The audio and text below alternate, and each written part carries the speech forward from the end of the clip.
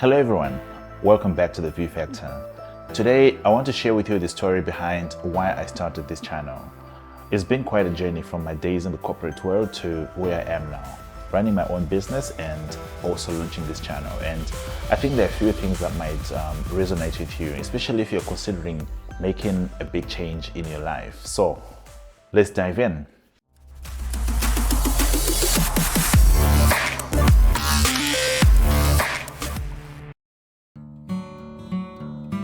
I started my corporate career, customer service to be specific, around 2009, 2010.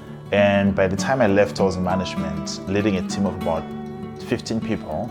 And obviously I started from the bottom. To be honest, I enjoyed my job. I really enjoyed being around people.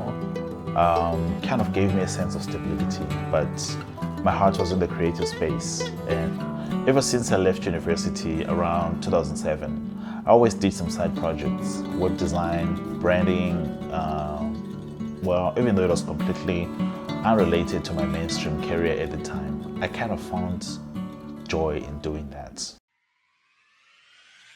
So at first, the side hustle was just a way to express myself creatively, but it soon started to grow. So one day, a friend of mine, actually a colleague, mentioned a group on Facebook called Brownsons. I don't know if you're familiar with it, but he told me, hey, you're way more talented than a lot of people I see posting there.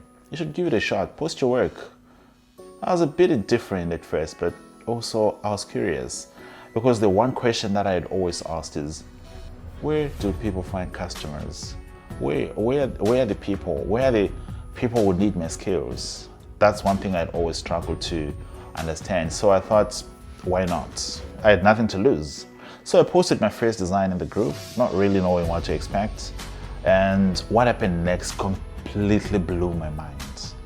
Over 50 inquiries from just that one post. I was excited, but also overwhelmed. And then suddenly I was juggling between my corporate job and the side hustle that had taken off faster than I ever imagined. And let me tell you, it wasn't easy. My corporate job didn't allow for personal calls or emails, and yet my phone was buzzing every 15 minutes. Facebook messages, WhatsApp texts, emails, phone calls, it was non-stop. So I found myself sneaking out during lunch breaks and staying up late, waking up early, working late shift, just so that I can have more time in the day in an effort to try and manage both worlds. But that's when I realized that, you know what, I think I need help.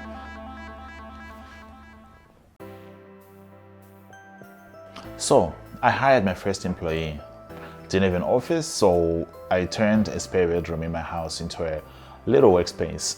He was talented, but he obviously needed some training. So I spent some time teaching him the ropes, and that also added a layer of responsibility. And in the midst of all this, I thought, why not try something else? I've always loved fashion. People always ask me where I got my clothes, so I thought there was an opportunity there. So I launched my fashion business, or a fashion business, because it didn't really take off. I went and bought clothes from this outlet in Johannesburg, and then I came out to sell them, but I did not account for hidden costs, flights, hotels, logistics, because I'm based in Cape Town. So in the end, after selling everything, I was left with only half of my initial capital.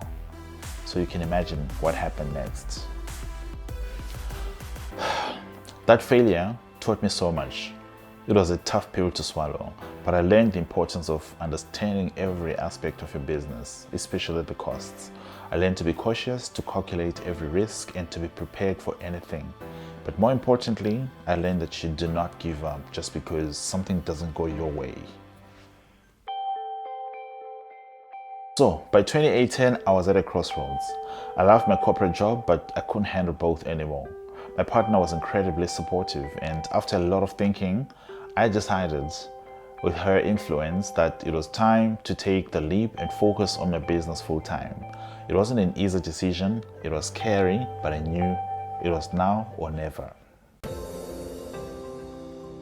So we found a tiny 20 square meter office space and I hired a team. On our first day of operation, there were 5 of us, including myself. It took a month to get everything set up, and from day one, I was all in, no turning back. First day was incredible, but also a massive adjustment. I went from being around hundreds of people to just a handful in a small room. It felt claustrophobic at times, but it was also thrilling to see a small team come together, working towards a common goal, generating revenue and growing something from the ground up. So there were challenges, of course, seasonal fluctuations, cash flow issues, but every hurdle taught me something new.